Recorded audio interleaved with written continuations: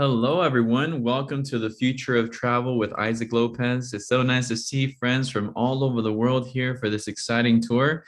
We have friends from all over the world joining us here, sending their love and greetings from Washington, D.C., Ohio, South Florida, West Virginia, Minnesota, the Bronx, New York. Also, other friends from Georgia, also Nevada, Jamaica, Chicago, New York, Michigan, Pennsylvania, Canada, Maryland, California, Las Vegas, and Illinois. Very nice to have you here. And other friends from all over the world. So nice to see you here and see your beautiful kingdom smiles. Yes, I know why you're smiling because you still have hope in the kingdom. And it's so nice to have you here for this exciting tour. Now, today, you and I are going to be visiting Egypt, and we're going to get to see the story of the 10 plagues come to life. Now, many of us grew up with this story. We maybe read it as a kid. Our parents maybe read it to us, and we know it quite well. But have you ever heard the story from the perspective of the Egyptians? Well, that's what you're going to hear the story today. You're going to hear it from their perspective and what was going through their minds as Egypt is being struck with 10 plagues. Now, many don't know that these plagues were intentional acts by God to humiliate the gods of Egypt. And therefore, today, you and I are going to learn about the Egyptian culture. We're going to learn about what they believed in and why God chose each and one of these plagues. So I hope you have a wonderful time as we travel to Egypt. Now, for those who are meeting me for the first time, hello, my name is Isaac, and I create virtual tours so you can travel from the comfort of your home for the total price of free 99. That's right, absolutely free. So if you'd like to keep in touch with me, there's various ways you can do that. You'll notice here on your screen, there are a few ways you can keep in touch. First, you'll notice that I have an Instagram, I have a Facebook, I have a YouTube channel where I create virtual tours there. So you can subscribe to the YouTube channel. And down below, you'll notice the websites where you can reserve more virtual tours. It's called jwtrips.com and My Virtual Bible Tours. So if you go to these websites, there you can find other great travel tours and other great Bible tours there as well.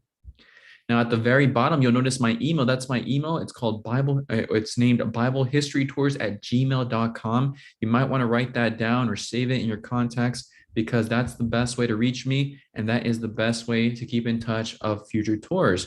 So make sure to send me an email if you'd like to be informed of future tours. You can send me an email there at BibleHistoryTours@gmail.com. And you're going to want to make sure you do that because we have some amazing tours coming out and you do not want to miss them. Egypt. And did you know that God made a promise to Abraham? And this was a promise that was going to be made.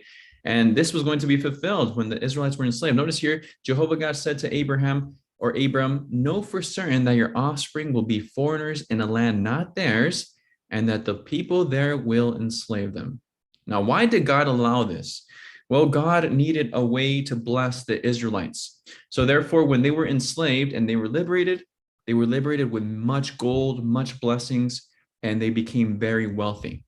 Well, they were returning back to the promised land. But for now, they had to go and be slaves in Egypt for them to be blessed.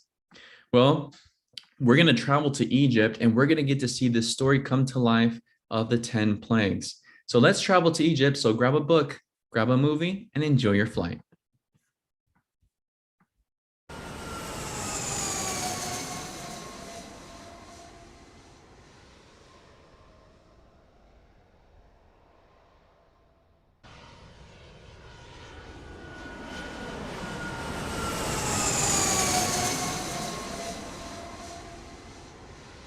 Well, here we are departing the United States or wherever you're from, and we are making our way across the Atlantic Ocean, across the Mediterranean Sea, and here we're coming down to the land of Egypt.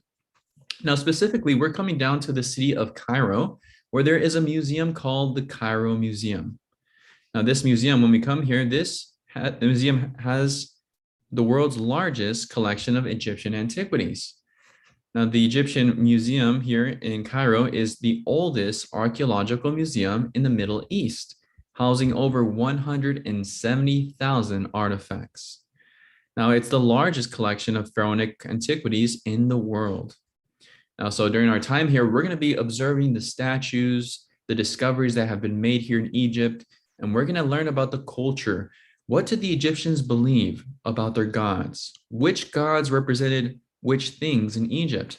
Well, we're going to see the Bible come to life as we get familiar with this Egyptian culture. Now, over 1.5 million people visit this museum every single year. So you can see why. It's quite the magnificent place to visit. Now, our story begins in the Bible in Exodus chapter 1, verse 13 and 14. Now, during this tour, we will have audience participation. So if you'd like to participate, feel free to raise your hand down below, and we're going to have audience read scriptures. We're going to also have audience participation in answering questions, polls on your screen. So make sure to enjoy yourself and participate as we go through the 10 plagues in the story. Now, let's have Kathy Loomis help us read the scripture. But firstly, Kathy, would you be able to turn your camera off just so I don't get in trouble with YouTube with showing people's faces? Thank you so much, Kathy. Go ahead, nice and loud for us. Exodus 1, 13 and 14. The Egyptians forced the Israelites into harsh slavery. They made their life bitter with hard labor and bricks. Thank you so much, Kathy. Excellent reading. So we see here that one of the main labors that the Israelites had was making mud bricks, just as the Bible says. And if you notice here right in front of you, you notice a hieroglyphic.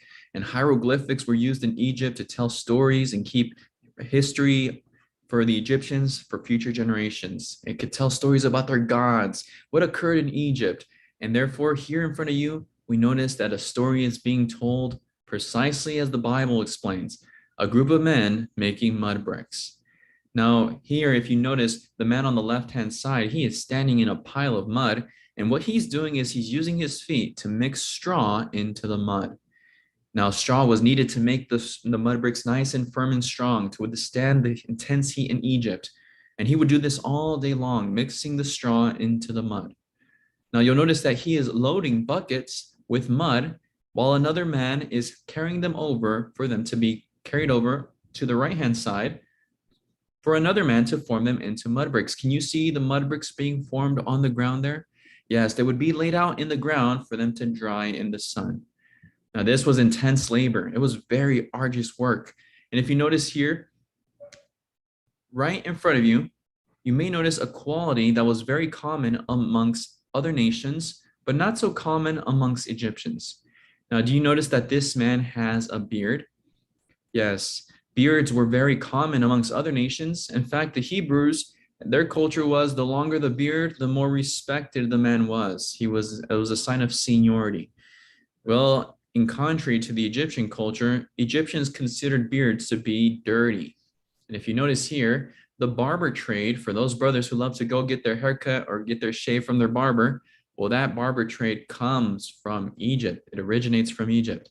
There on the left-hand side, you can see an Egyptian shaving his fellow Egyptian there. On the right-hand side, you can see a hieroglyphic of this story here. The men would be completely shaved because it was considered to be dirty to have a beard. Now, was shaving limited to the beard? Well, the magazine Biblical Archaeology review suggests that some Egyptian ceremonial customs required a man to prepare to appear before Pharaoh as he would to enter a temple. In such a case, Joseph, when he was released from prison, he would have had to shave all the hair of his head and his body. So shaving was not just limited to the beard, it also included the head and the body. Well, here, if we continue to see hieroglyphics in Egypt, we notice that this looks familiar, right, sisters? We all love to go get fixed up at the hair salon or at the barber shop. And the Egyptians were very high maintenance. They loved to look good, especially in royalty. Well, you can say they were fashionistas. They loved to look good. Well, because the Hebrew children and the Hebrew nation was expanding at an extraordinary rate, the Egyptian Pharaoh was afraid that the Hebrews would take over Egypt and overpower them. So the Pharaoh decided to have the male children of the Hebrews killed in order to control their population. However, one child was saved. He was placed in the Nile River where the daughter of Pharaoh found him, and she gave him an Egyptian name. Now, does anybody know what Egyptian name the daughter of Pharaoh gave this little boy? And what did it mean? All right, let's see here. Esther Garcia. Nice and loud for us, Esther. I know the first one. It's Moses. Moses. Good job, Esther. Is your name Esther? Yes. All right, great job, Esther. Moses was his name. Good job. Now, does anybody know what that name Moses meant? Let's see if there's anybody in our audience. And that's okay. And don't worry, there's no wrong answers. I'll help you if you need any assistance. All right, Marta Wilson. Because he was taken from the water. That's why he was given the name Moses. Great job, Marta. So exactly like Marta answered, this little boy's name meant drawn from the water. Now, this was his Egyptian name. What was his Hebrew name? Well, we don't know. The Bible does not say what Moses's Hebrew name was, but we know that he had an Egyptian name and it meant drawn from the water. Now, this little boy was raised in the house of the Pharaoh. He was raised in great privilege and he was very educated. The Bible describes him as a man who was powerful in word and in deed. Yes, Moses was educated in art, the arts of the Egyptians, economics, and in writing. It's no wonder God used him to write the first few books of the Bible because Moses was very educated. Well, you may be wondering, what was life like in the time of Moses? Well, in this tour, we're going to have the opportunity to travel back into time to the time of Moses and see what life was like.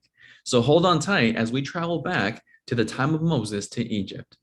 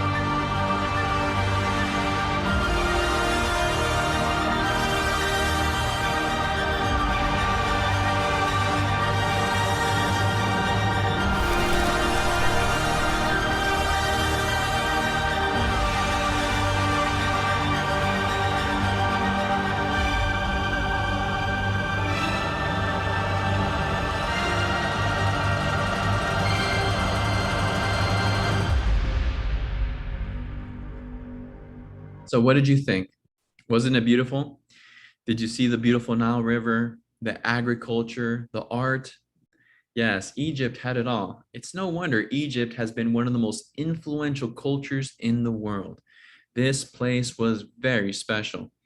Now you can imagine Moses living in this special place. Egyptologists have even described Egypt as a paradise on earth, just to give you an idea of how beautiful this location is.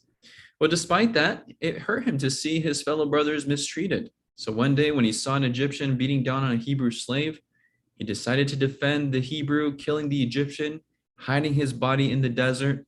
But eventually the Pharaoh found out and wanted Moses' life. So Moses had to flee from Egypt and he fled across the Red Sea to a land called Midian, located in Saudi Arabia. Now, to give you an idea of how far the distance is between these two locations, it's approximately 440 miles away. So it was quite the distance for Moses to flee.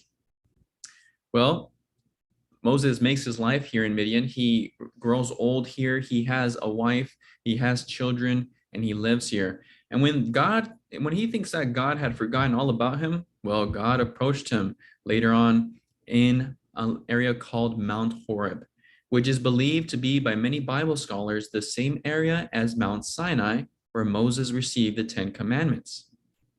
Now, though there is little debate about this, the majority of scholars consider them to be the same mountain due to the general interchangeability of the terms throughout the scriptures. Now, nothing in the Bible says that Mount Horeb is another name for Mount Sinai, but the biblical evidence strongly suggests that they are one and the same. So would you like to see where not only did Moses speak to God through a burning bush, but also receive the 10 commandments? Well, let's travel to Mount Sinai or Mount Horeb, and let's take a look.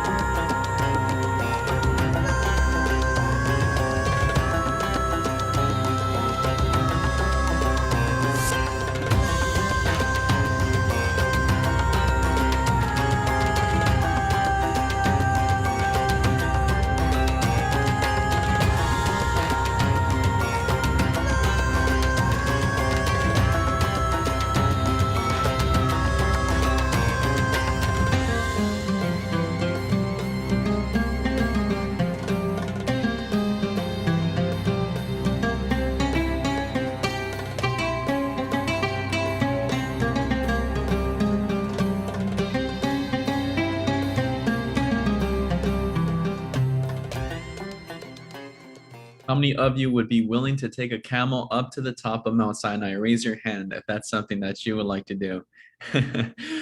Very nice. Well, now you know it's a possibility when visiting Mount Sinai. That's something that we can actually do perhaps in the future. If you want to join us on a tour to Egypt, well, perhaps we can do that in person. Well, while here, Jehovah God approaches Moses in through a burning bush, and he says to him, I have certainly seen the affliction of my people, and I have heard their outcry. Now come, I will send you to Pharaoh, and you will bring my people out of Egypt. So you can imagine Moses here at the burning bush hearing this new command. Now Moses was no longer that strong young man who was powerful in word and deed. He was now 80 years old. He was slow in speech, and he was very afraid of the Pharaoh. But Jehovah God reveals something to Moses. He reveals him the meaning of his name. And he says there, who would like to help us read the scripture here? The meaning of God's name. Feel free to raise your hand. Okay, let's have Renee Wright. Would you like to help us read the scripture there? Okay. I will become what I choose to become. I will become has sent me to you. Thank you, Renee. Excellent job. So now Jehovah God reveals to him not just his name, but the meaning of his name. Well, why did he do this? Well, because in the Hebrew language, normally children or people are named after their purpose or who they really are. So God doesn't just say, I am Jehovah. He reveals to him who he really is, that he is capable of becoming anything or creating anything to carry out his purpose. So therefore, Moses, now in the name of the God who causes to become, will approach the most powerful man in the world. And Jehovah was going to show Moses what the meaning of his name was. Now, when Moses approaches Pharaoh and requests to free God's people, well, the Pharaoh responds by saying, who is Jehovah that I should obey his voice to send Israel away? I do not know Jehovah at all. And what is more, I will not send Israel away. Now, friends, think about this. In the Bible, Jehovah God is often referred to as Lord. Now, does anybody know what the word Lord means? Raise your hand if you know what the word Lord means. Why is Jehovah often referred to as Lord? Galaxy Tab A, did you want to answer that? No? Okay, don't worry. All right. Well, I'll help you out. So the word Lord often refers to as owner, the owner of anything. That's why some of us have landlords, because they own the land in which you live in.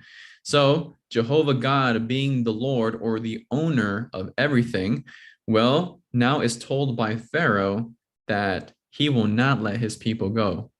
Well, that's kind of ironic because, let's see, Israel belongs to Jehovah, the people of Egypt belong to Jehovah, and Pharaoh himself belongs to Jehovah because he is Lord.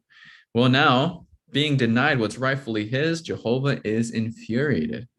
Well, Jehovah God will now humiliate the Pharaoh and his gods. And the first god he's going to humiliate is the goddess Wajet. Now you'll notice here the goddess Wajet is a serpent goddess, and she is the goddess of sovereignty. Now you'll notice that on her head, she has two crowns. On the left, she has the crown of the queen, and on the right, she has the crown of the king. She is often believed to be the one who protects the sovereignty of the Pharaoh. Now you may recognize her because if you look here at this bust of Pharaoh Amenhotep II, he looks nice, but Egyptologists have described him as especially arrogant, boastful, and cruel. He even despised non-Egyptians, calling them worthless, and he is listed as one of the possible pharaohs from the time of the Exodus. Now, if you notice closely, you may notice something familiar on his crown. Do you notice a serpent sitting on the crown of the pharaoh? Yes, the goddess Wajet has a very prestigious position amongst the Egyptians. Well, if we go to Egypt, you'll see her displayed throughout the hieroglyphics and the statues. And here you can see her as the goddess of sovereignty, protecting the sovereignty of the pharaoh. Now, if we think closely, can you recall another serpent in the Bible who defied God's sovereignty? Who can recall another serpent in the Bible that defied God's sovereignty? How about Pam Chauncey? Where do you recall another serpent? That would be Satan the devil. Very good. And do you recall where he defied God's sovereignty? In Eden. Yes, exactly. In Eden. Good job, Pam. So you may recall the serpent in the garden told the woman, "Is it so that God has said that you must not eat of every tree of the garden?" Yes. Well, now you can imagine how Jehovah feels when Pharaoh says, "Who is Jehovah that I should obey his voice?" Well, Jehovah God does not take kindly to this response, and therefore he causes Moses' staff to turn into, you guessed it, a serpent, showing that he was the sovereign of the universe. Well, the Pharaoh is not impressed because the magic practicing priests, they too caused their staffs to turn into serpents, challenging Jehovah's sovereignty. Well, what does Jehovah do with this challenge? Well, he causes his serpent to strike the serpents of the magic practicing priests. And as a result, Jehovah's serpent then swallows up the serpents of the magic practicing priests, demonstrating that his sovereignty was far superior to the Pharaoh's. Well, Jehovah God tells the goddess Wajet, "You better Wajet," when he swallowed her up whole. Well, Jehovah is now infuriated, and he will now execute judgment on all the gods of Egypt. Yes, Jehovah God is declaring war, and now we have the battle of the gods. And during this battle, Jehovah God will use 10 plagues to strike the gods of Egypt. He says, "I shall strike Egypt with all my wonderful acts. After that, he will send you out." Now, it's interesting to note that the Hebrew word for plague means to strike or to blow. So with 10 blows or 10 strikes, Jehovah will humiliate and destroy the gods of Egypt. Now, why did Jehovah choose 10 plagues? Well, you may recall the number 10 in the Bible has a meaning. Does anybody recall what the number 10 in the Bible means? Let's see who can recall what the number 10 in the Bible means. How about Arzola from Florida? Yeah, I believe it's complete. Very good, Arzola. Excellent job. So the number 10 in the Bible means earthly completeness. And with 10 plagues, Jehovah will completely humiliate the gods of Egypt. Now, during this tour, we're going to see how Jehovah accomplishes 3 main points. Firstly, we'll see how he humiliates his enemies. Secondly, we'll see how he vindicates his sovereignty. And thirdly, we'll see how he liberates his people. So if we can take anything away, may it be these 3 points. And just as Jehovah did in the time of Egypt, Jehovah will do very soon on his great day of Armageddon, his great day of battle. So we're going to see how Jehovah accomplishes these 3 main points. Well, during this tour, you are more than welcome to take pictures. Some of you are taking notes. So if taking pictures helps you, well, you're more than welcome to take pictures, okay? We just ask no recordings of any kind. Thank you so much. Well, to get us going with our first plague, who can recall what was the first plague that struck Egypt? Was it water into wine, water into blood, or water into mud?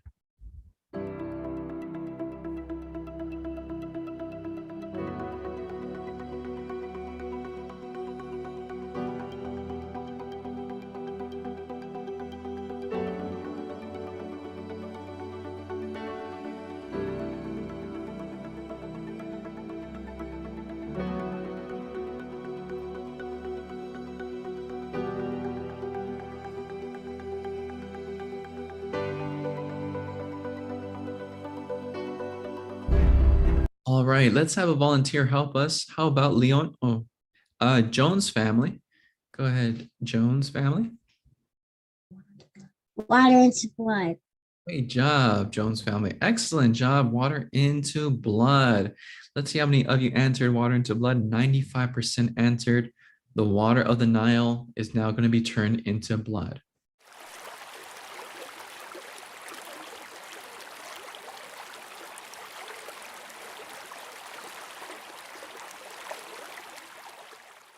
Now, the reason Jehovah God chose this plague was because he was going to humiliate the God of the Egyptians, the God of the Nile River, and his name is Happy. Now, Happy, if you notice closely, there's a few things about him. First, you'll notice that Happy has a goatee, making him a man. Besides the goatee, you'll also notice that he has breasts like a woman. And not only that, he also has a womb. So Happy is not only a man, but he's also a woman. And the reason for this was because this was a god of fertility. Now, the Nile River is the longest river in the world, making Egypt very prosperous. Now, the land was considered to be a gift from the Nile River because the Nile River provided fish, it provided crops, and it provided life for Egypt. So this was a god of fertility. Now we're going to take a cruise through the Nile so you can see what it feels like to take a cruise here. You can see the beautiful sunsets, and this river is quite large and it's quite impressive. Now, although it's very beautiful, there's tons of wild animals here, so be careful because there are hippopotamus and crocodiles here. Now, the Egyptians would worship these animals because they felt that if they worshiped them, then they could be at peace with nature. That's what they wanted to accomplish. Now, the Nile River was so important that the seasons of Egypt depended on the Nile. There down below, you can see the 3 seasons of Egypt. We have Aket, Peret, and Shemu. Now, I'm going to explain the different seasons so you can understand what each season's purpose was. Now, Aket was the season when the Nile River would flood the land, making the land nice and moist. Now, once the river receded, was the season of Peret, and the season of Peret, they would then start to sow their seeds. Now, the final season of Shemu was the harvest season. That's when they would go gather their crops, and the most common crops that were produced here were wheat and rice. Those were the 2 most common crops that were produced in Egypt. Now, Jehovah God will now humiliate the God of the Nile River with the first plague. And how does he do so? Who would like to help us read the scripture here to bring the story to life? Nice and loud for us, nice and clear for us, please. All right, let's have here Jay Allen. Go to Pharaoh in the morning. Look, he is going out to the water, and you should meet him by the edge of the Nile. Very good. Thank you so much.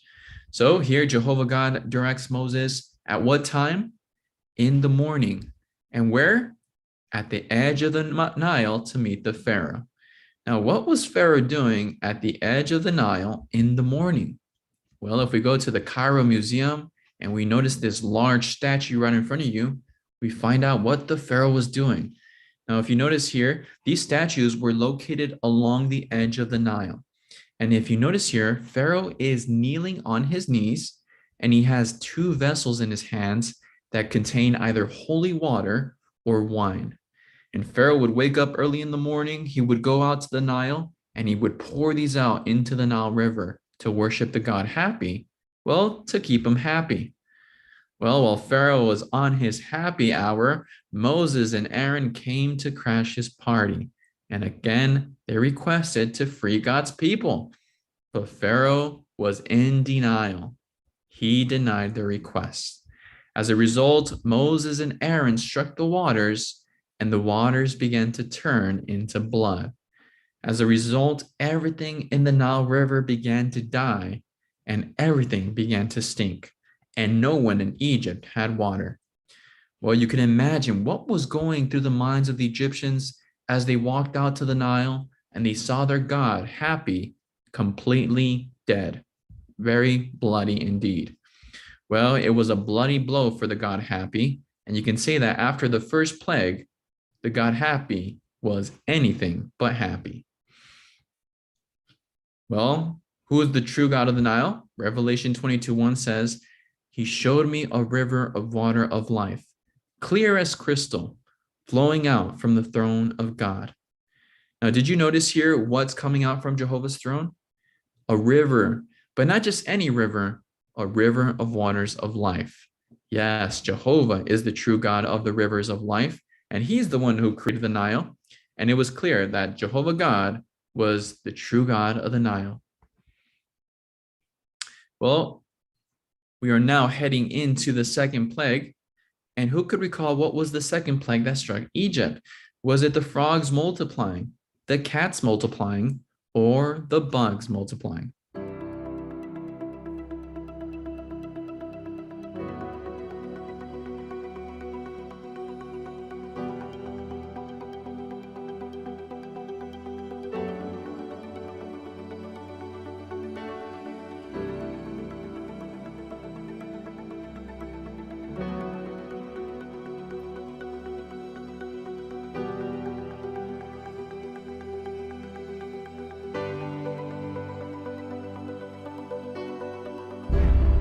Okay, let's ask for a volunteer to help us answer the question. How about Leonie?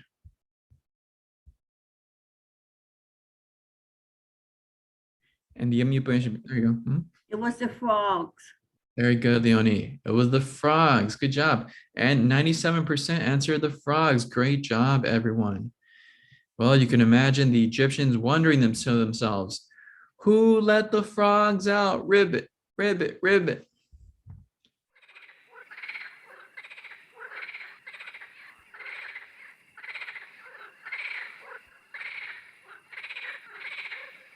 Well, Jehovah let the frogs out, and he had good reason to do so, because now he was going to humiliate the goddess of life, and her name is Heket. Now, as the goddess of life, you'll notice that she has the head of a frog, precisely what the second plague was. Now, she has a very interesting story. If you notice here on this hieroglyphic, she's accompanied with two other people. On the left-hand side, we have her husband, Khnum. And he has the head of a ram, and he is holding a child on the potter's wheel because he was believed to form the child in the womb of the mother as a potter would form the pottery on the potter's wheel. Now, the job of his wife, Heket, was to blow the breath of life into the child after he was formed. Now, you'll notice that in her hand, she has an Egyptian cross called an Ankh. Now, the Ankh was considered to be the keys of life for the Egyptians. And the keys of life are made up of the male and female organs put together. So that's why it's considered to be the keys of life. Well, she is using the keys of life to blow into the child.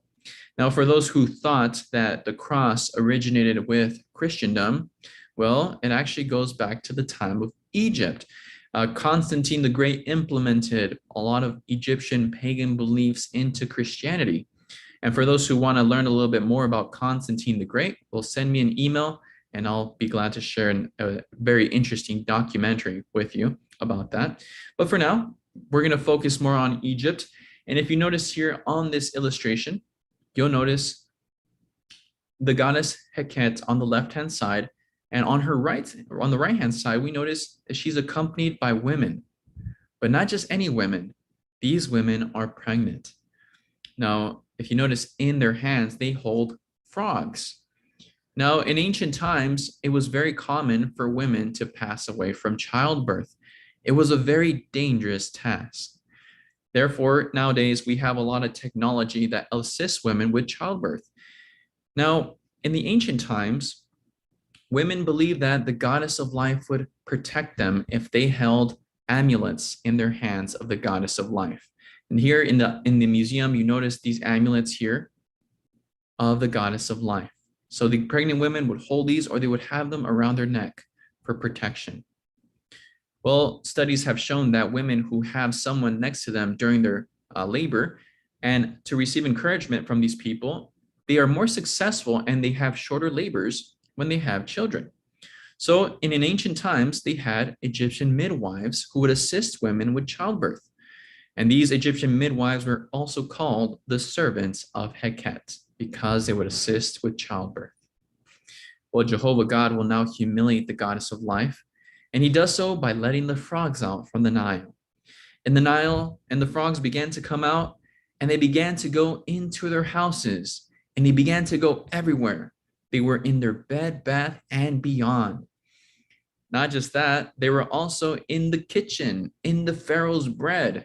You can say that the Pharaoh literally had a frog in his throat when he saw this plague.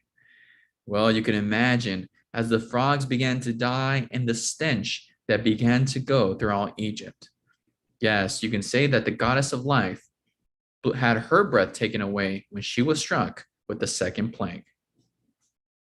Well, who is the true God of life? Genesis 2:7 says, Jehovah God proceeded to form the man out of dust from the ground and to blow into his nostrils the breath of life. Yes, Jehovah God is the true God of life. He's the one who formed Adam and formed you and I in the wombs of our mothers, and he's also the one who gave us the breath of life. Well, it was clear that Jehovah God was the true God of life when he struck the goddess of life, Heket, and she croaked with the second plague. Well, now we are moving on to the third plague, and who could recall what was the third plague that struck Egypt? Was it the gnats, the roaches, or the snakes?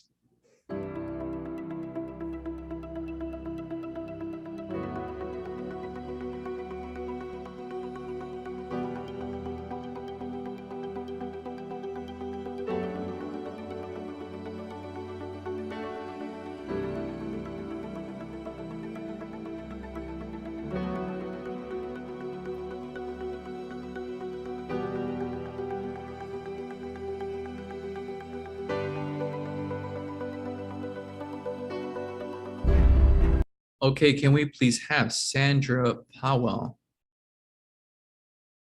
It was the gnats. Very good, Sandra. It was the gnats indeed, and great job. 97% answered the gnats.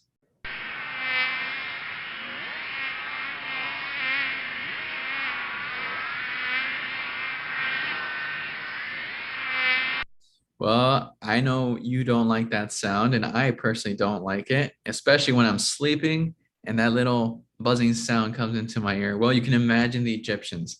This sound was horrendous as the gnats came, and Jehovah God does this to humiliate now the God of wisdom, writing, and magic, and his name is Thoth. Now, Thoth, here, you'll notice that he is sitting on a chair, on a throne, as a god, and he also has the head of a bird. Now, this bird is called an ibis. In his hand, he has a pen, and on his other hand, he has a book as the god of writing.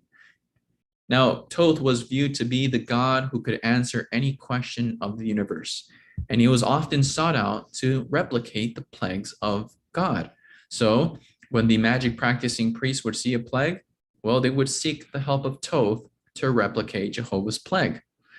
Well, this bird is very common amongst Egypt. Here you can see an example of how one will look like. And these often are in the Nile, in the rivers. They're looking for fish or bugs, and they were viewed to be very wise. Now, in the museum, we find here a lucky charm ibis here of Thoth. and he was supposedly the author of every branch of knowledge. Now, one of his honorary titles was 3 times great. Well, it's interesting to note that it was precisely the third plague that humiliated him. Yes, Jehovah God didn't think he was 3 times great. Well, magic was very common amongst Egyptian culture. If you notice here in this illustration, you can see how magic was practiced even amongst common people. And magic was often used to worship. If you notice here, this woman, she's worshiping a cat. Yes, they would even worship cats.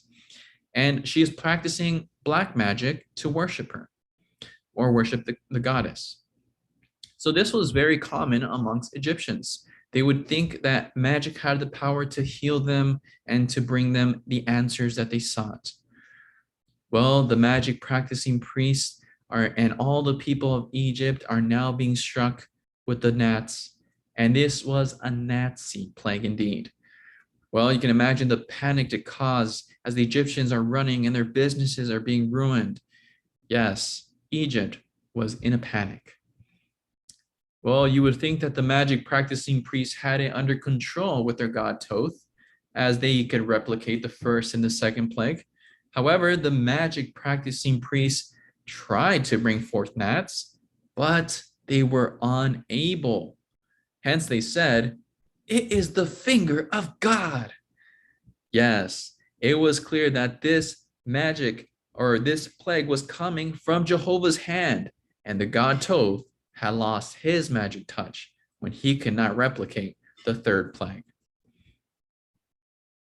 Well, Jehovah God will now make it clear that he is fighting for his people. He says, "By this you will know that I am Jehovah. I will make a distinction between my people and your people." So Jehovah's going to make it clear that he is defending and fighting for his people. How will he do that? Well, he's going to do that by bringing the fourth plague. And who could recall what was the fourth plague that struck Egypt? Was it the snakes, the worms, or the gadflies?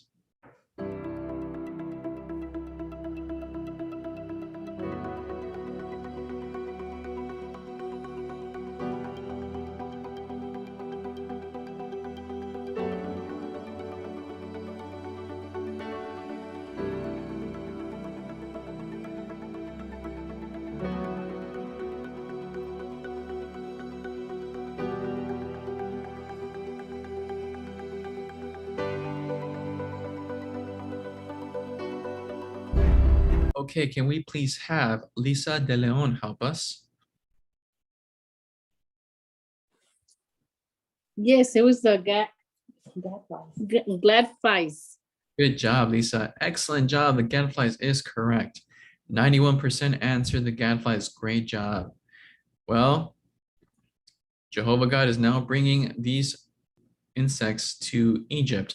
Now, notice here that the Hebrew word for gadfly also includes dog flies and beetles.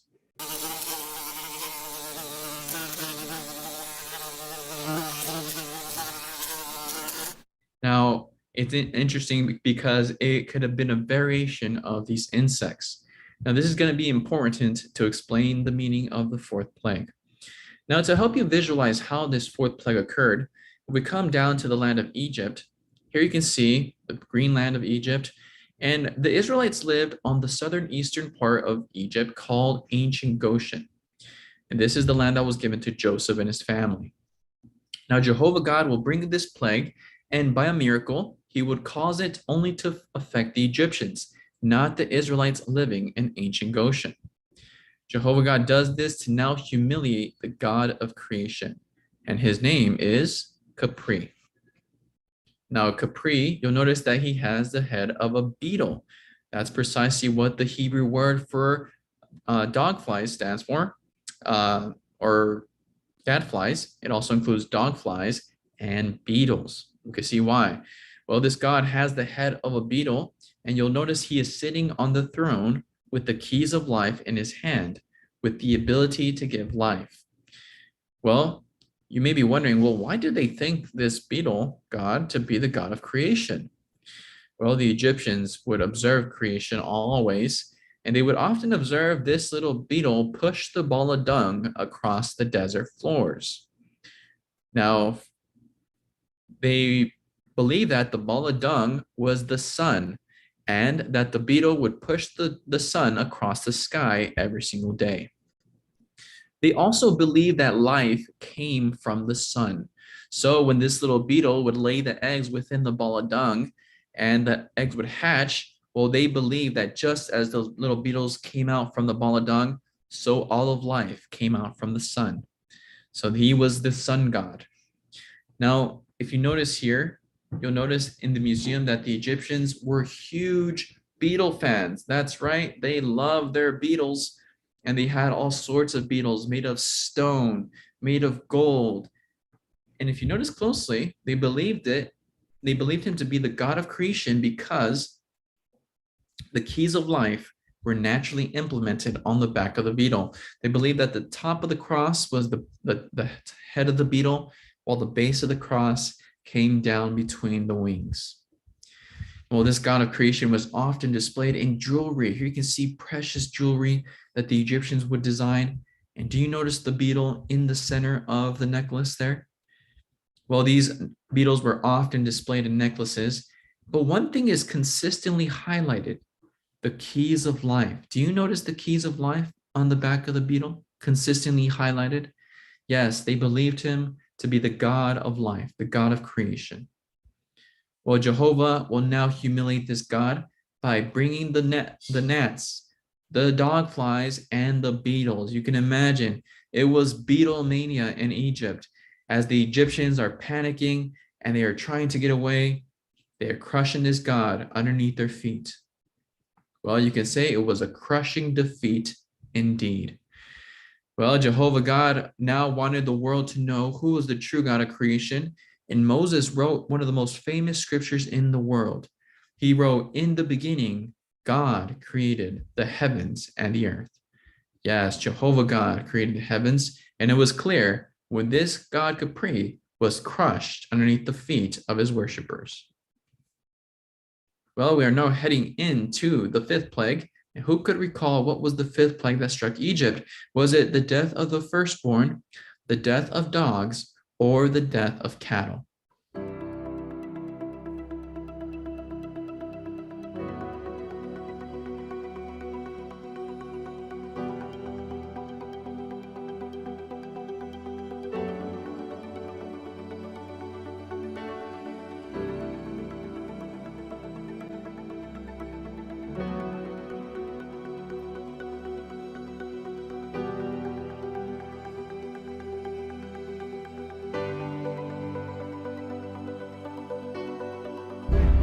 Okay, can we please have L. Carver help us? Yes, it's the death of cattle. Very good, Sister Carver. Excellent job, and excellent job. 76% answered the death of the cattle.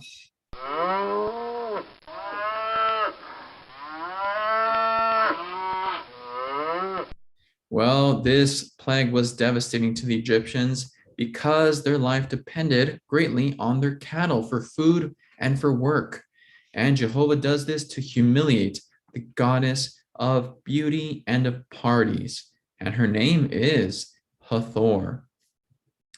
Now, Hathor, you'll notice here that she is depicted as a woman with horns on her head, but times too, she is depicted as a cow. Here you can see her face. She has the face of a cow, the horns of a cow, the ears of a cow, but she has the hair of a woman. Now, she was often considered the goddess of beauty because cows were considered to be beautiful. In those times, it was a compliment to call your wife a beautiful cow. Well, don't try that today because it does not work the same. But in those times, cows were very beautiful. They admired their big eyes, the long, beautiful lashes. And you can see too that she was the original party animal, as she was the goddess of parties. Well, if you notice this illustration here, you'll notice that we have a Egyptian princess. She's getting ready for her party. And you'll notice that she's lathered up in gold and she's getting very, very beautiful for this party. Now, in her hand, she has a mirror, the symbol of beauty. And these mirrors are often displayed in the museums. These mirrors were the most common mirrors in Egypt. So most people had some of these mirrors made of gold. Now, if you notice closely, this mirror has the goddess of parties, the goddess of beauty, in the handle of the symbol of beauty, the mirror. Now, unlike mirrors of today, these mirrors were in Bible times were generally made of metal, highly polished, such as bronze, possibly also copper, gold, or electrum. Now, you may have read about these mirrors because the first mentions of these mirrors are mentioned in Exodus chapter 38, verse 8, when the women of Israel contributed these mirrors for the fabrication of the sacred copper basin and its stand. Now, how did the Israelite women get these mirrors? Well, you may recall when they left Egypt, they requested items from the Egyptians, and a lot of these items they received were these gold mirrors that were given as gifts. So we can see what was in biblical times right in front of your eyes. That's quite amazing. Well, the second god that was going to be humiliated with this plague was her son, and his name is Apis. And he was the god of the cattle, and he was a bull. Now, this bull often symbolized the pharaoh's strength, and it was believed that the breath of Apis could cure the sick, and his movements could predict the future. So he was a real bull in real life. The Egyptians would select a bull, and he would live in a palace with his own servants and his own cattle. And the pharaoh would often go worship this god Apis. Here you can see the pharaoh kneeling down on his knees, hoping to get a blessing. And for the right price, you too could get your blessing. Well, these bulls, like any bull, would die, and they would mummify him like a god. Here in the Natural Museum of Natural History, we find a mummified bull that was discovered in Egypt. And these are very common because they would mummify the bulls as the god Apis. Now, when this god would die, they would need to select another bull to take his place. And when they would select another bull as the god Apis, well, they would celebrate wild parties throughout Egypt, celebrating their new god. Here in this illustration, you'll notice the god Apis in the middle, and they would take him throughout Egypt, and they would worship and bow down to this god. In front, you'll notice the pharaoh with his queen right next to him, burning incense, the women playing the harp, and right behind him, the people worshiping the god Apis. Well, for many, many years, the Israelites would observe these celebrations as well. And you may recall what they did when they left Egypt. Well, they too threw a wild party to their god Jehovah, but they did so by making a golden calf. Well, you can imagine the influence that Egypt had on the Israelites. Now, you may recall too, many Egyptians left along with the Israelites out of Egypt. So the influence of Egypt was right there still with them. And Aaron said to the people, "Look, O Israel, this is your God who brought you up out of Egypt." Well, you can imagine how infuriated Jehovah felt. He had created miracles to free them out of idolatry, and they continued to commit idolatry. What an incredible act this was. Well, Jehovah was infuriated. Well, he humiliates these gods, Apis and Hathor, by sending a plague that put the cattle to death. You could imagine the Israelites or the Egyptians had to burn their cattle because of this plague. It was a disgusting plague, as the dead animals are everywhere. Well, who is the true God of the cattle? Now, Jehovah God had been forming from the ground every wild animal of the field. Yes, Jehovah formed the cattle. He's the one who created the animals, the bull, the power that he gave to the bull. And it was clear that Jehovah God was the true God of the cattle. Well, he defeated these gods who were thought to be unbeatable. Well, we are now heading into the sixth plague, and who could recall what was the sixth plague? Was it COVID? Was it chicken pox or was it the boils?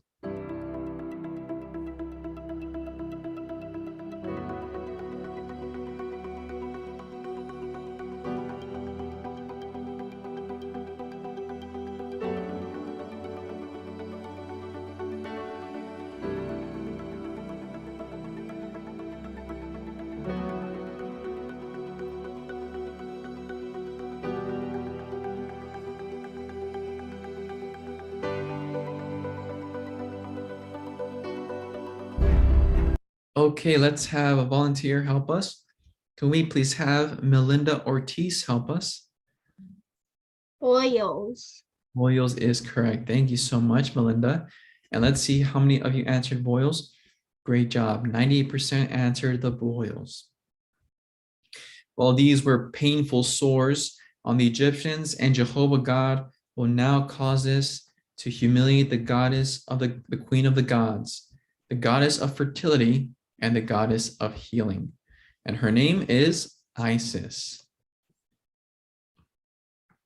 Now, Isis in Egyptian means throne. So if you notice closely, you'll notice that on her head, she has a throne because she's the queen of the gods. Excuse me. Well, the queen of the gods was very popular in Egypt, and not only in Egypt, she was very popular in the ancient world. To the Babylonians, she was known as the goddess Ishtar. Now, do you see any resemblance between these two goddesses? You'll notice that she has wings like an eagle or a bird. She also has keys in her hands, and she also is nude. She is a goddess of fertility. Now, to the Babylonians, she was the queen of the heavens, and so she was to the Egyptians. Now, to the Canaanite gods, she was known as the goddess of fertility, the goddess Asherah, the goddess of the sacred poles. And in Egypt, sacred poles were very commonly displayed throughout Egypt. If you notice here, we have a sacred pole, and the pharaoh would erect these in order to write his history here on the sacred pole. Now, as the goddess of fertility, these would be erected, and these would resemble the male organ as fertility, symbols of fertility. Well, later on in history, many of these sacred poles were adopted by Christendom when Constantine the Great began to implement a lot of pagan beliefs into Christianity. And if you notice here in front of St. Peter's Cathedral, we find the sacred pole in front of the church with the cross at its tip. Well, this Egyptian influence has been great throughout history, even till our day, as some of the founding fathers, such as George Washington, was a Freemason.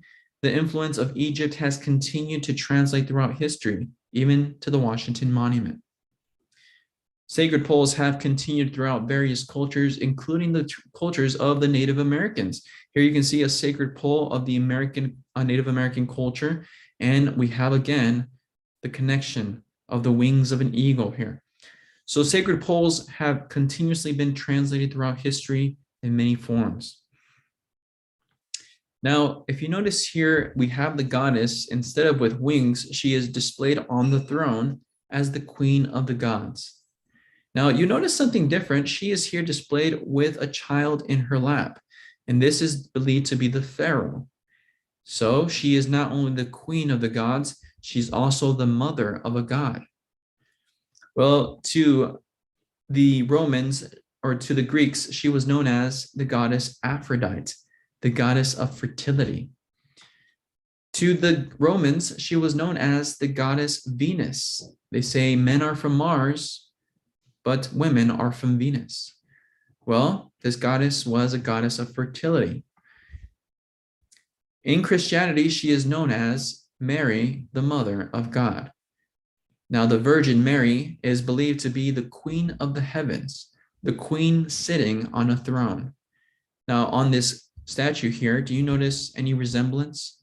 Firstly, we notice the connection here. Isis has a throne on her head, the crown of a throne, and Mary has the crown of a queen. We also notice that Isis is the mother of a god. and Mary is believed to be the mother of a god. Now, the connection here has been continuously translated throughout history, the idea of a goddess, the goddess of fertility, the queen of heaven, the mother of a god. Well, even till our day, the idea continues to be translated throughout history. Now, the Statue of Liberty, in her hand, she has a torch that lights the way to freedom, the path to liberty, the freedom to live as you wish, to do as you wish, and to marry and to be whomever you wish. No longer do they require you to put your gender on your passport application, because no longer does it apply to people. They have the choice to be whomever they wish. Well, the rays around her head represent a crown. The rays represent a radiant halo of a goddess. Now, some names of the statue is America's Freedom, Lady on a Pedestal, Mother of Freedom, Saint Liberty, or Green Goddess. So this idea to do whatever you wish and to be whomever you wish, the goddess of fertility continues to be translated throughout history, just modified. Well, we're going to get the chance to see where this goddess Isis was worshipped. And in order to see where she was worshipped, we have to travel to the southern part of the Nile River. And here we're coming to the temples of Philae. Now, the temples of Philae is a little island, and this is where Isis was worshipped by Egyptians and Nubians alike. Fantastic tales were told of her magical powers, and it was believed that her knowledge and secret formula had brought life back to her husband Osiris, and that her spells had saved her son Horus from a bite of a poisonous snake. Countless visitors would come to the island, where the priests, appropriately clad with white vestments, claimed knowledge of her mysteries. Each day, the priests would enter, and they would burn incense, and they would burn offerings to her. The statue of the goddess would be ceremoniously washed, clothed, adorned, and service after service, ritual after ritual, with humility and chanting, prayer, she would be suitably appealed and adored until such time as she would be undressed, washed again, derobed, replaced in the sanctuary until the following morning. So many people would travel to this island, to this temple, to seek her cure, the powers of her curing powers here on the island. Well, you can imagine the Egyptians coming here because of the boils, and they would seek her help. But Isis was in a crisis. She was unable to help the Egyptians because of the boils. Now, the magic practicing priests were unable to stand before Moses because of the boils. That's how severe the boils were. Well, Isis was not able to help the Egyptians. There was not enough Isis for their boils. Well, Jehovah God says, "For this reason I have kept you in existence, to show you my power and to have my name declared in all the earth." So Jehovah was accomplishing precisely what he wanted. He wanted all the nations to hear how he was humiliating their goddess, Isis, Ishtar, Asherah, and so on. So Jehovah God was having his name declared in all the earth. Well, Jehovah God is now bringing the seventh plague. And who could recall what was the seventh plague that struck Egypt? Was it sulfur and fire, hail and lightning, or rain for 40 days?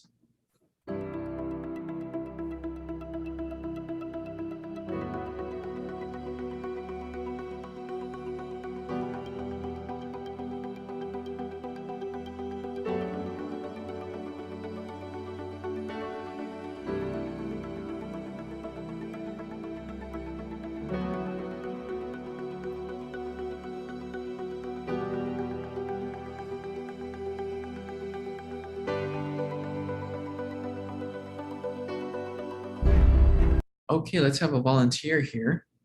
All right, how about Pamela Scott? The hail and lightning, good job. Well, Jehovah God will now bring hail and lightning, a storm like never before in Egypt's history.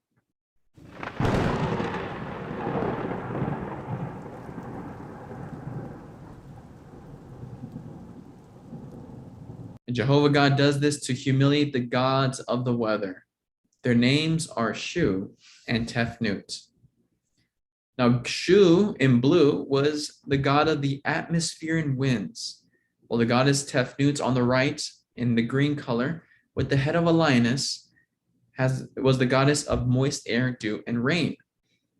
Now, these were some of the first gods that is believed to be created because the earth and the winds and everything were the first things to be created. So these are the first gods that were believed to be created by the god Amun-Ra, and in their hands they hold the keys of life with the ability to give life. Well, Jehovah God will now send an extraordinary storm like never in Egypt's history to humiliate these gods. And he sends hail and lightning, hail causing anyone left outside to be killed, and lightning to start horrendous fires throughout the land of Egypt. Now, Jehovah had forewarned about this plague, and we see that anyone among Pharaoh's servants who feared Jehovah's word quickly brought his own servants and his livestock into the houses. Now, do you notice what's happening here in the hearts of the Egyptians? When they once laughed about Jehovah bringing plagues, now they are quickly obeying Jehovah's warnings. Yes, Jehovah is giving the opportunity to the Egyptians to change, and they are listening, they are obeying, and they are being blessed. Well, you can imagine the Egyptians praising Jehovah, saying, "All hail Jehovah," when he forewarned about this plague. Well, we are now going into the 8th plague, and can you recall what was the 8th plague? Was it fire ants, locusts, or scorpions?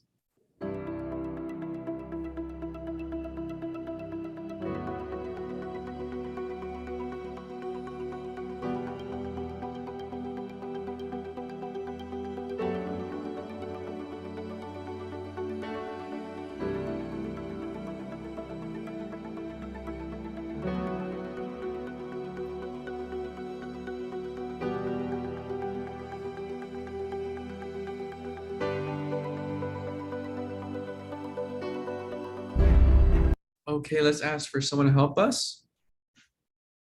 How about Hannah Sherry?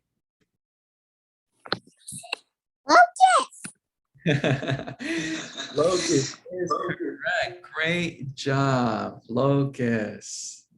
Love the children, right? Gotta love the children. Well, Locust is correct. Let's see how many of you answered the Locust. Great job. 97% answered Locust.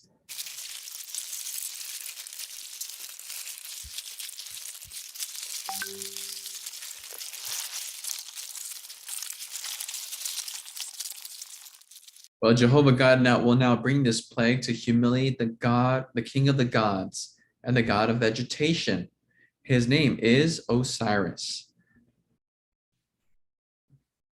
Well, Osiris was very popular in Egyptian culture because he was the king.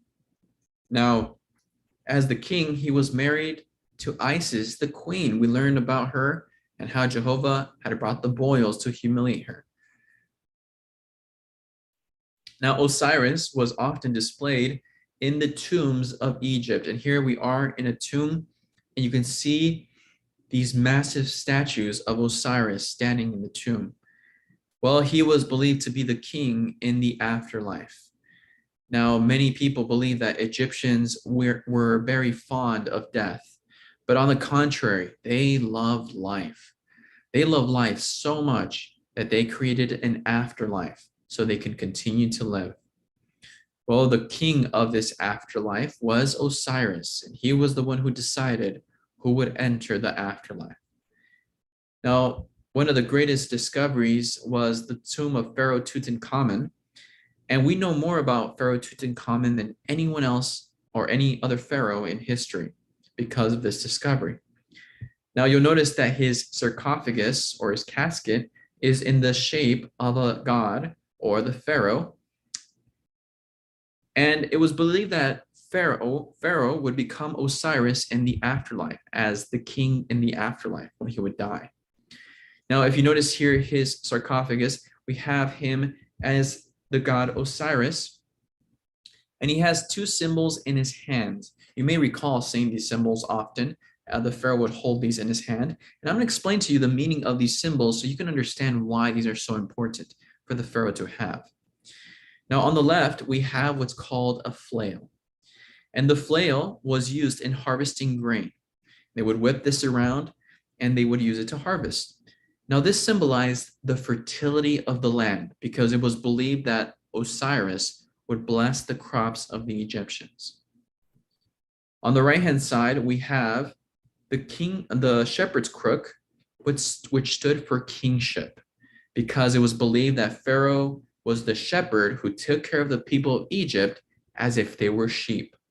So not only was he the provider, he was also the one who took care of the people of Egypt as the shepherd. Well, if you notice here on this ancient papyrus plant, the papyrus plant was grown in Egypt and it was often used for writing. And this papyrus plant can last for thousands of years. It was often used too to write many books of the Bible. Now, if you notice here, we have a story of the goddess or the god Osiris. He is sitting in the afterlife and he is blessing the crops of the Egyptians. Now, do you notice the Egyptians, what they're doing? They're holding their hands up and they are blessing Osiris as they have a bag around their shoulder full of blessings, full of good crops. So Osiris was loved because he was a just king and he provided blessings for the Egyptians. Well, Jehovah now causes a wind to bring locusts to Egypt, and you can imagine the Egyptians were going loco because of the locusts. The locusts came and they began to eat up all their crops, and the Egyptians went hungry. Well, the god Osiris failed to provide for his people. But Isaiah 65:13 says, "Look, my servants will eat, but you will go hungry." Yes, the Israelites still had food. Jehovah continued to provide for them. Have we not experienced that in our day too, friends? Despite the plagues that have struck us, Jehovah has provided for us spiritually and physically. Jehovah always takes care of those who serve him. Well, Jehovah will now bring the ninth plague after making a green smoothie at the god of vegetation, Osiris. And what was the ninth plague that struck Egypt? Was it darkness for 3 days, lightning for 3 days, or hunger for 3 days?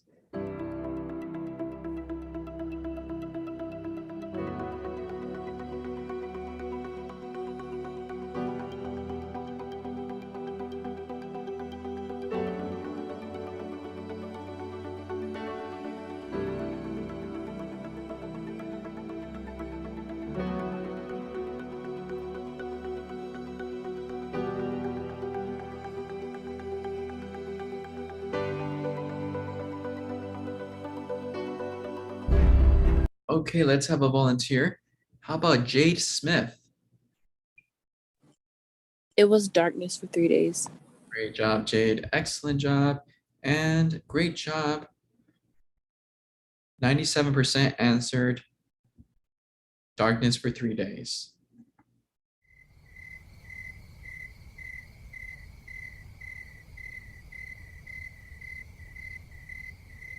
Well, it's a beautiful night in Egypt, and we're going to see why Jehovah brought this plague. And this plague has a very significant meaning, and we're going to learn it today. Now, if you notice in front of you, we have a falcon god, and his name is Horus. Now, Horus is the god of the sky, light, and truth. And as the god of the sky, he is a falcon. We know where falcons love to spend their time, in the sky. Now, on his head, he has the crown of a pharaoh, and it was believed that Pharaoh had the spirit of Horus when he lived in the present life here. So we have now Horus, the god of the sky, but why was he the god of light and truth? Well, we're going to find out why he was considered the god of light and truth. Now, Horus is often displayed with two other gods. Here on the left and on the right, you can see him depicted with two other gods. Now let's see who can recall who these two other gods that Horus is often with. Let's see if you can recall who they are. Now in the middle, we have a king sitting on a throne, and he is green. Now he is green because he provides vegetation, and he's also green. So who is this God? Who can recall? Raise your hand if you can recall from your notes. Who was this God here in the middle? Who can recall? Don't worry if you get it wrong. We're not going to judge you if you get it wrong. It's okay. Martha Williams. Osiris. Good job, Martha. Osiris, the king of the gods. Now, on the left of Osiris, we have another goddess. She has the wings of an eagle on her head. She also is next to her husband, Osiris. Who is this goddess here? All right, let's have here Sandra Williams. Isis. Very good, Sandra. Isis, the queen of the gods. So we have Horus now on the left, between next to them, and we have the pharaoh worshiping a trinity. 3 gods are being worshipped here. So if you thought that the Trinity began with Christendom, with the Father, the Son, and the Holy Ghost, well, it actually goes back to the time of Egypt. And this Trinity has a very significant meaning in Egyptian culture. In the middle, we have the father, Osiris. Next to him, we have his wife, Isis. And next to them, we have the son, Horus. Now, this Trinity has a very fascinating story that helps us understand why Jehovah brought darkness upon Egypt for 3 days. Now, the story went like this.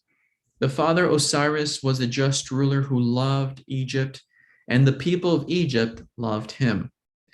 Now, the father Osiris had an envious brother whose name was Set. And Set ruled the desert, while Osiris ruled Egypt. And Set was the god of darkness and disorder. Now, Set envied his brother Osiris because everyone loved him and he wanted to rule over Egypt. So Set had a plan. His plan was to kill his brother, to take the rulership away, and to rule over Egypt. Well, Set succeeds with this plan. He kills his brother, and now Egypt suffers from a terrible ruling from Set. Well, the goddess of healing, Isis, has a plan to save Egypt. Her plan is to resurrect her husband using her healing powers, to have a child with him, and the child would one day grow up to redeem the father. Now, this child is believed to be the pharaoh or Horus. Well, her job now is to take care of the child until he's big and strong enough to one day defeat his uncle, take the kingship back, and bring peace and prosperity back to the land. Now, in this illustration in front of you, here we have Horus and Set, Uncle Set on the bottom. Now, do you notice what is in Horus's hand? He took it back from his uncle Set. Let's see, who can recall what these 2 symbols that belong to his father, Osiris, meant? Who can recall what these 2 symbols in Horus's hand symbolize? Let's see, this is what the king would hold. All right, let's have Connie Holmes. I think it was the staff that represented rulership, and then the thing that they were whipping the cow with for fertility of the land. Very good, excellent. Does anybody know the names of these 2 symbols? Who could recall the names? You did an excellent job, Connie, you nailed it. So we have these 2 symbols. Just what were the names? Kathy Loomis. But firstly, Kathy, can you turn your camera off so I can call you? Thank you. Oh, sorry, Kathy Loomis. The one was the flail that was for the harvest, and then the crook was for the kingship. That's right, the crook for the kingship and the flail for harvesting. Good job, Kathy. Excellent job. So these 2 symbols were taken away from Uncle Set, and now Horus is the new king, and he brings peace and prosperity back to the land. Now, in the Cairo Museum, we find this statue. Now, who could translate the statue here? What do you see that's happening here? We have 3 characters. We have a falcon god on the left. We have Osiris in the middle. Set, what do we see here? Yes, they are fighting for the crown. They both want the rulership over Egypt. Well, does this story remind you of anything familiar? Many of us maybe heard of the story of The Lion King? Yes. Pam Chauncey, she knew it. P. Roberts knew it. Emily knew it. Yes, this story has been translated throughout history. Now, you may recall Egypt was located in northern part of Africa. Where does the Lion King take place? In Africa. So this story has been consistently translated throughout history. Now, you have Mufasa being the Osiris, the ruler who everybody loves, but we have an envious brother, Set, who wants the rulership and kills his brother, but does a terrible job at ruling. But now we have Simba, the son, who defeats his uncle and brings peace and prosperity back to the land. So this story is continuously translated. However, these stories are just made up stories. The true story, we find it in the Bible. We have Jehovah God who created paradise, but had an envious family member who wanted to rule.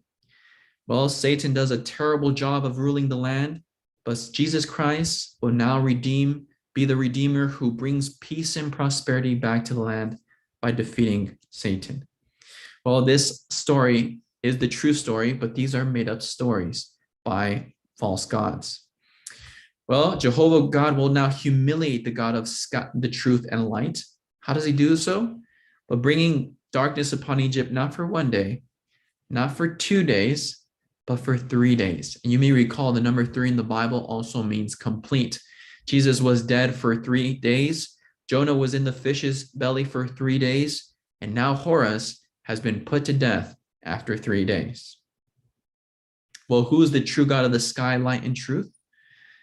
1 Peter 2:9 says, a people for a special possession, called out of darkness into his wonderful light.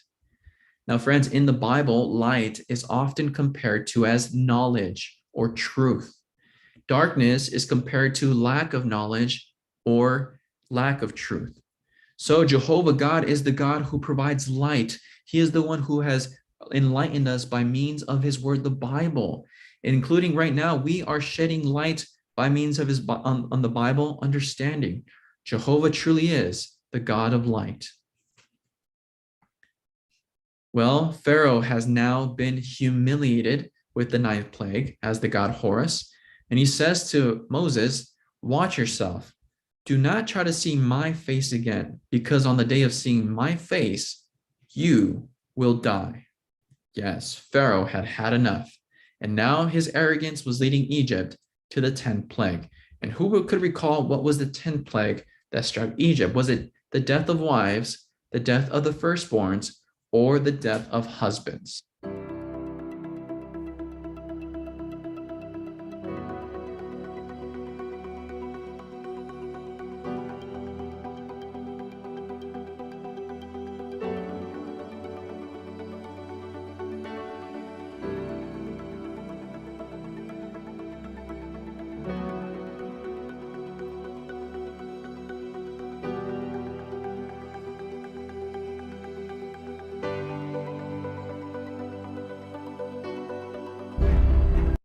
Okay, can we please have Aline Austin? But firstly, Aline, can you please turn your camera off? Thank you so much.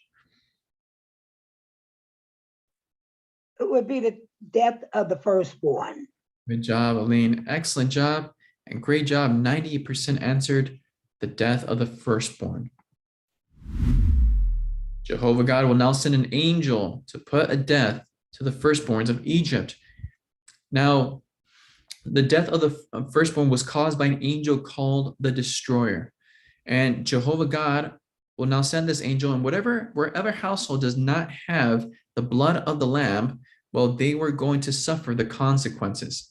And this was a devastating plague like never in Egypt's history, because from the previous plagues, the Egyptians could recover within a period of 5 to 10 years. It wouldn't take very long to get new cattle or get new crops. But to recover from this plague, it would take approximately 40 years, because it would require the firstborns that are 40 years and older or 40 years and younger to recover and they were supposed to take Egypt for the next 40 years. So this was a devastating plague. Jehovah God does this to humiliate now the God of the gods, the most important God of all. and his name is Amun-Ra. Now, Amun-Ra was believed to be the god who created all the gods, and therefore Jehovah God will humiliate him. Now, as the god of the gods, he is depicted as a man, and as the protector of Egypt, he has a sword in his hand. There you can see the Egyptian sword with a curve. These were often used. And in his left hand, you see he has an Egyptian cross with the ability to give life. Now, oftentimes he was depicted as a ram, as the protector of Egypt. We have seen what rams do when they protect their sheep. Yes, they give them the horns. So he was depicted as a ram. And underneath his chin, you can see that he is protecting the firstborn of Egypt. Now, if we go to Egypt, we find him displayed consistently throughout the palaces as the protector of Egypt. Now, when Alexander the Great was conquering the lands during his empire, you'll notice that he conquered parts of Persia, parts of Macedonia, Babylonia, and also Mesopotamia. But you too notice that he conquered Egypt. Now, Alexander was a huge fan of Egypt. He loved Egypt so much that he established his capital of his empire in Egypt. Yes, Alexandria was displayed or constructed in the coast on the western part of Egypt along the Mediterranean Sea. Now, this was the capital of Alexander's empire. Well, Alexander the Great believed himself to be a god. Now, not just any god. If you notice here on this coin, we find which type of god he believed himself to be. Now, what do you notice here of Alexander depicted on the Greek coin? What do you notice there? Do you notice anything familiar? P. Roberts? He has the ram horns. That's right, Sister Roberts. So we find here, Alexander didn't believe himself to be any god. He believed himself to be the god of the gods, Amun-Ra. Well, if you search for Alexander's name, we find what he defined his name as. His name means defender or protector of man. Yes, he believed himself to be the protector of man, just as Amun-Ra was the protector of Egypt. Well, Jehovah God will now humiliate this god, Amun-Ra, by commanding the Israelites to take the blood of a lamb or a baby ram, to slaughter it, to take the lamb and to slaughter it, to take the blood and to put it throughout the doors in Goshen. Now, this was offensive to the Egyptians, friends. They were killing a sacred god and throwing his blood on the walls. The penalty for this would be death. That's why Hebrews 11:28 says, by faith, he celebrated the Passover and the splashing of the blood, that the destroyer might not touch their firstborn. Yes, it required great faith to trust in Jehovah, to follow his orders, and as a result, they were blessed. When the nighttime came, the destroyer came, and he scoped out the land to find the blood of the lamb. Whatever house did not have the blood of the lamb, well, they suffered the consequences. As a result, the firstborns of Egypt were killed. As a result of this, there was a cry throughout Egypt like never in its history. You can imagine how humiliating this was for the god Amun-Ra. He was slaughtered. His blood was splattered. He was eaten for dinner, and he failed to protect the firstborns of Egypt. Well, who was the true God? Who is the true God that provides protection? Well, John 1:29 says, see, the Lamb of God that takes away the sin of the world. Yes, Jesus is the true Lamb. He is the true Ram that provides protection. Jehovah God, by means of Jesus Christ, has provided us with protection of our lives. Those who are baptized in the name of Jesus Christ and repent of their sins now have the hope of everlasting life. What a beautiful protection Jehovah God provided by means of Jesus Christ. Well, this was a very important day. This was Nisan 14, 15, 13 BCE. And Jehovah says, and this day must serve as a memorial for you. And you must celebrate it as a festival to Jehovah throughout your generations. So many generations later, Jesus too, when he was on earth, he celebrated this night with his apostles on Nicene 1433 CE. But he now tells his apostles, keep doing this in remembrance of me. Yes, keep celebrating this night, not to remember how you were freed from Egypt, but to remember how you were freed from the slavery of sin. What a beautiful night we remember till this day, to remember how we were freed from the slavery of sin. Well, we've completed the 10th plague, but we're not finished yet. Don't go anywhere because we have one more god to humiliate, and this is the goddess of war, and her name is Sekhmet. Now, as the goddess of war, you'll notice that she has the head of a lioness. The lioness is our hunters. She has breasts like a woman, and she also has the hair of a woman. So this goddess is half woman, half lioness. She's a very dangerous god.